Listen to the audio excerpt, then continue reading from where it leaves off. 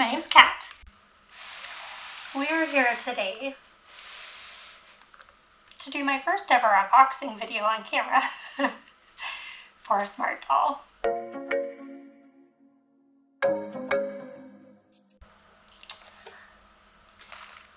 So this is going to take a little bit of explaining, and for those of you that stick by me through this, I really appreciate it. It does need some backstory for me to really explain why this is so important to me and how this is going to launch my new creative platform with YouTube and Instagram and Twitch.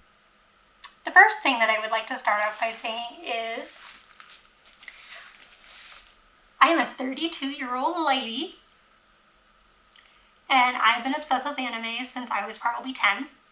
I love toys, I love figures. I am really fortunate to have a husband who is also really super into collecting and nostalgic and nerdy things like that.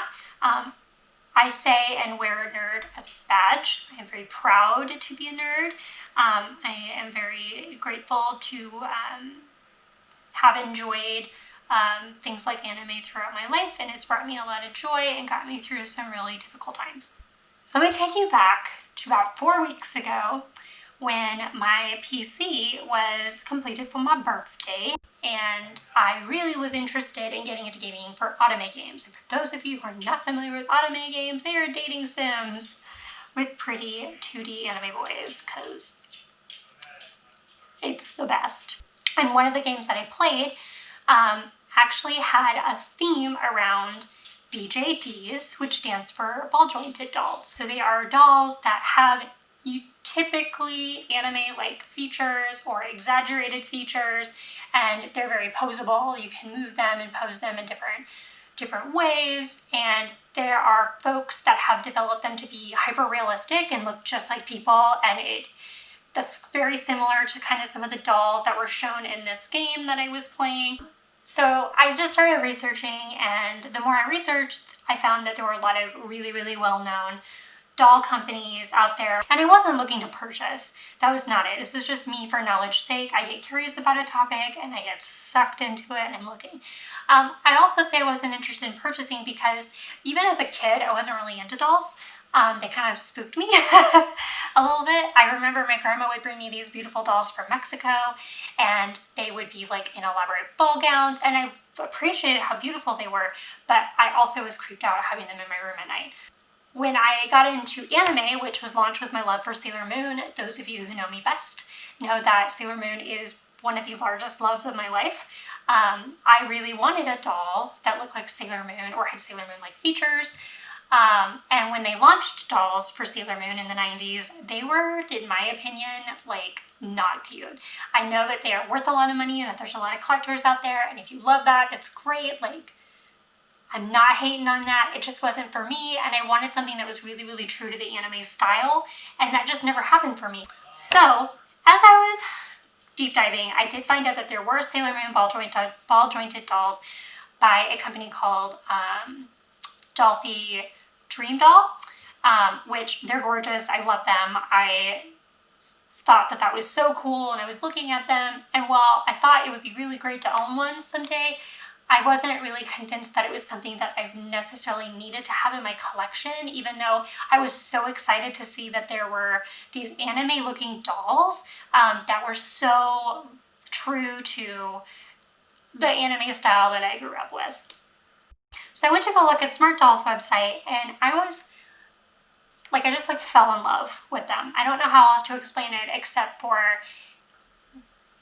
and I have nothing bad to say about Dolphy Dreams. Like, I obviously thought that they were amazing and lovely, and I was like, do I need this? Should I buy this? I don't know what to do. But when I was kind of comparing both of them side by side, I really just, there was something about Smart Doll that just like really piqued my interest. And while I was still not looking to buy, I just went through, was looking, I saw that they partnered with different animes like Cowboy Bebop, which is so cool. And so I was looking at some of the partnerships and some of the products and just reading about Danny Choo, the creator. And there were a lot of things I liked about them. And so then when I went to the coming soon section just to see what dolls were coming out. They had a red-headed doll with freckles and blue eyes, and she had the cutest little smile on her face, and I was like, oh my god, it's me as a 2D girl. And I remember setting the picture, like I screenshotted her and I sent her to like all my friends and family, and I was like, who does she look like? And they were like, it's you, like as a doll. And I was like, oh my god, she is so precious. I love her. I kind of want her. And then I was like, okay, so you want her, but what are you going to do with her? Because I have a lot of things in my collection, and some of them are very expensive, and they do sit, and they're there to be displayed. They're collector's pieces. But I felt like something like this, which one of the things that Danny Choo talks about with his smart dolls is that they're meant to be out in the world. And then the rest of them, they do things like photography, and there's fashion designers that make clothes for these dolls, and they pose them and take beautiful, exquisite photos. And I was like, well, that's really cool because my husband's a photographer and he does a really good job. But I used to do some modeling, and I didn't do a lot of it, but I really enjoyed it. And I've been wanting to find kind of that motivation to get back into it. And I was like, well, how much fun would it be if I did modeling with my doll? And then I also thought she would be really fun to have on my Twitch channel. I already found a gaming chair for her, and so I just kind of want her to be a presence for my channel and be a symbolism of something that has brought me a lot of love and joy in my life, which is anime. Okay. I am so nervous to open this, and it sounds silly that I'm nervous, but I'm like so scared. Like I got so excited when she went live. So the name of this doll that Danny gave to her is Fortitude. He wrote a very personal story about Fortitude and why he created her, and it was he was going through some medical trying times over COVID, and that Fortitude helps give you the strength and the positivity that you need to push through things. And I really resonated with this because I, during COVID, was also given some diagnoses that were really hard to swallow and put me in a really dark place for a while. And reading that made me cry.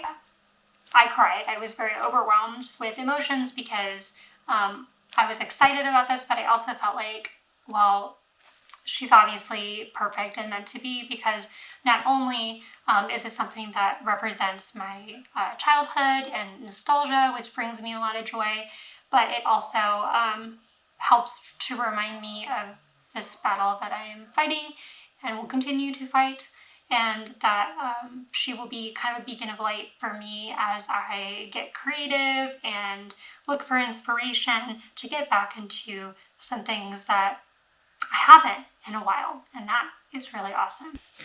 Without further ado, let's get in. Inside of the bag there is a box, and then the doll is actually in like plastic wrap here to the side. So I'm going to open the box first. There shouldn't be anything significant in the box except for her wig, I think, because I didn't order any clothing items. That is correct. Oh, and a stand. You do get a stand to go with. So here is the stand. These are all handmade. And Danny has a staff of less than 30, I believe, based on just from what I've seen. You can correct me if I'm wrong. It's not a massive staff. They do all of their shipping in-house. They do all of their manufacturing in-house. So yes, they have a very talented staff that design the clothes in-house, that are major fashion designers. They have hairstylists, professional hairstylists that are cutting and shaping the wigs.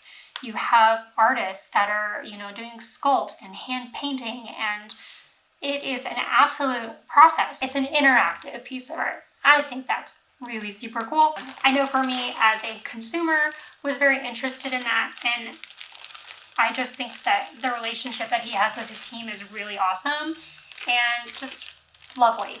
I am forever a fan and a part of your fam. And this wig is stunning and so soft, and it's so long.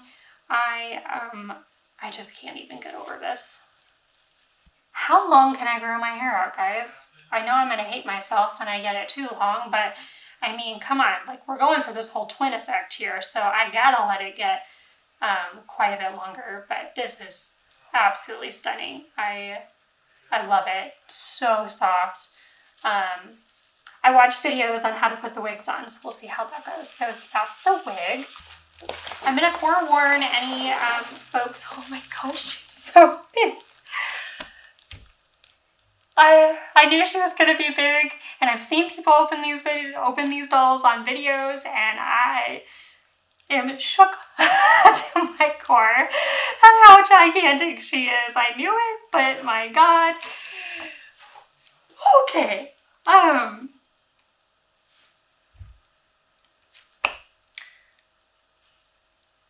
I was saying something and I totally lost it. I got all excited. Oh yes, disclaimer, they do come naked. So yes, so she's gonna be nudie.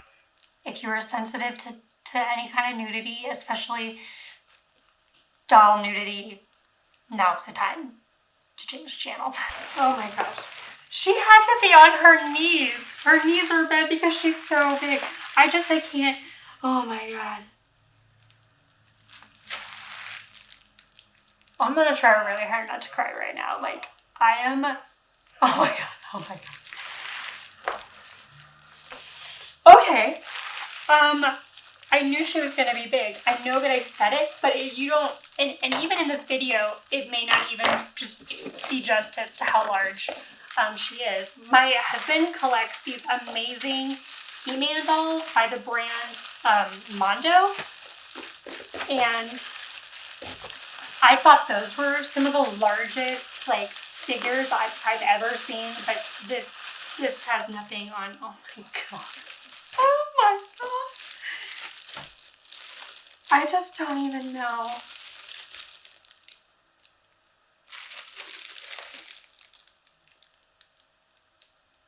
I don't even know what to say right now.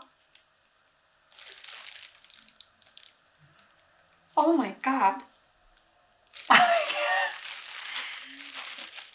Some of you might, you know what? I'm not being dramatic, y'all.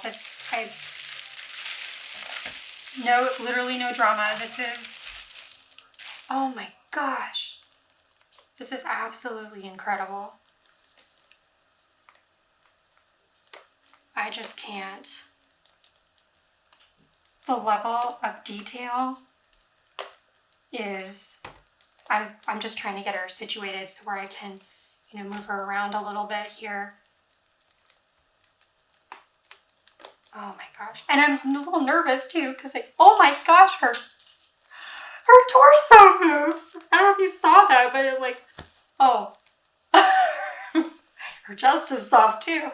It's like this soft vinyl up top, which is just really unexpected. I don't trying so hard to be gentle. The fingers are soft.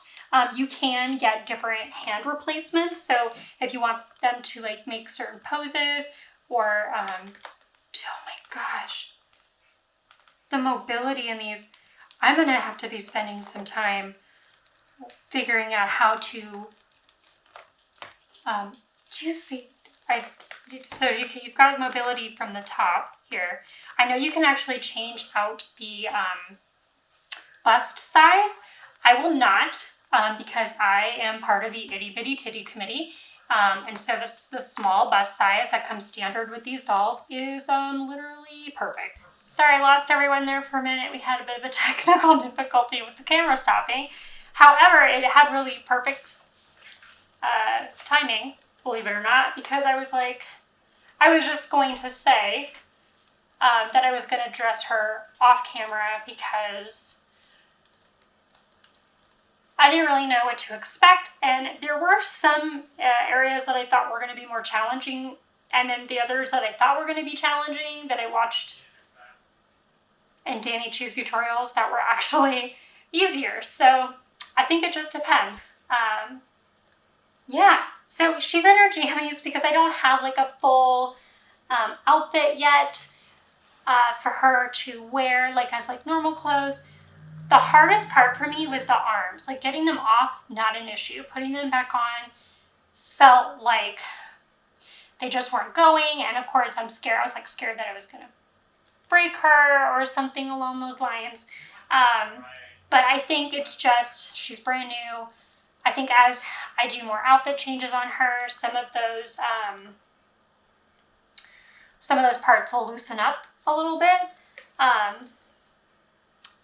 Getting the head on and off was actually much easier than I thought. The wig was actually just fine. I didn't have to take the feet off to get the shorts on because they're shorts, but I do have the sweatpants, so that will probably be a challenge. But I'm sure that the feet coming on and off is going to be really simple, just like pants. Yeah, I just wanted to make sure that everybody got a good look of her face. I'm going to need to give her hair a little bit of a comb. I've seen some people talk about using a toothbrush or an actual comb for the hair, but to make sure to brush from the bottom down first, as opposed to pulling up here, because it could get snagged and ruin the wig or just yank the wig right off the doll. But this isn't a how to care for your smart doll video, because I am not an expert. This is the first smart doll that I purchased, and to be honest, I really feel like she's gonna be my only smart doll. I like the idea of changing out her eye colors when like I do cosplay, because I really want to get back into cosplaying again. So getting like a Sailor Moon outfit for her. I know that they're launching a superhero collection with Smart Doll, and Batgirl is my favorite DC lady of all time. So I really want to buy a Batgirl outfit for her because she's a redhead and it works out perfectly. I'm gonna have to work on my hair game because her hair is so long. I need to work on growing my hair out. And then I also bought her a pair of glasses because I am wearing my contacts right now, which is very rare for me. I usually don't wear my contacts unless it's special occasions. So I bought her a pair of glasses, which are on their way in the mail to match mine, amongst some other things. So yeah, she's amazing. I'm so excited, and I'm really happy to share this purchase with all of you. Art is beautiful, art is great, and art comes in many shapes and forms, and this here is definitely a perfect example of just another way to be creative. So I look forward to uploading more videos, doing some photography, doing some video games, and just whatever else we feel like, whatever trouble I decide to get into. But I love you lots. Thanks for watching, and I will talk to you soon. Bye!